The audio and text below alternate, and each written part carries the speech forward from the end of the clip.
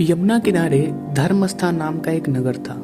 उस नगर में गंधपी नाम का राजा राज करता था। उसी में केशव नाम का एक ब्राह्मण भी रहता था। ब्राह्मण यमुना के तट पर जप तप किया करता था।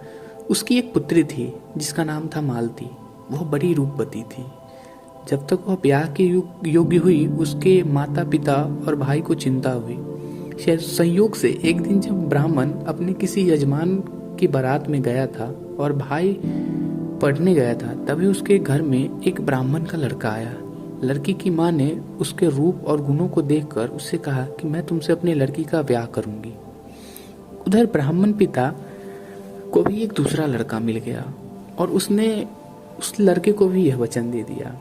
उधर ब्राह्मण का लड़का जहाँ पढ़ने गया था, वहाँ एक लड़के से यही वादा कराया। कुछ समय बाद बाप बेटे घर में इकट्ठा हुए तो देखते क्या है कि वो एक तीसरा लड़का और मौजूद था जो उनके साथ आए थे। और क्या हो, ब्राह्मण, उसका लड़का और ब्राह्मणी बड़े सोच में पड़ गए। देव योग से हुआ यह कि लड़की को सांप ने काट लिया और वह मर गई।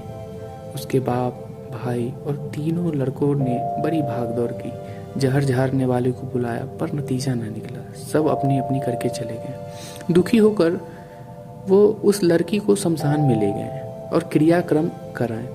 तीनों लड़कों में से एक ने तो उनकी हड्डियां चुन ली और फकीर बनकर जंगल में चला गया। दूसरे ने राख की गठरी बांधी और वहीं झोपड़ी डालकर रहने लगा।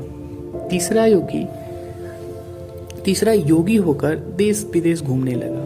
एक दिन की बात है, वह तीसरा लड़का घूमते घूमते किसी नगर में पहुंचा और एक ब्राह्मण के घर में भोजन करने बैठा। उस ब्राह्मण का बेटा राजा के यहाँ एक सैनिक था। भोजन के दौरान ही कुछ सैनिक ब्राह्मण के बेटे को की शव लेकर आए, तभी घटना ब्राह्मण को बता दी, जिसके कारण उसका बेटा मरा था। ब्राह्मणी रोने लगी। वह योगी भी भोजन छोड़ खड़ा उठ हुआ। ब्राह्मणी को विलाप उसके पति से देखा नहीं गया। ब्राह्मण के पास उसके पूर्वजों की दी हुई संजीवनी विद्या की पोथी थी। ब्राह्मण ने संजीवनी विद्या की पोथी लाकर जैसे ही एक मंत्र पढ़ा, उसका मरा हुआ लड़का फिर से जीवित हो गया। यह देखकर वह योगी सोचने लगा कि अगर यह पोथी मेरे हाथ पड़ जाए तो मैं भी उस लड़की को फिर से जा मिल सकता हूँ। इसके बाद उसने भोजन किया और वहीं ठहर गया।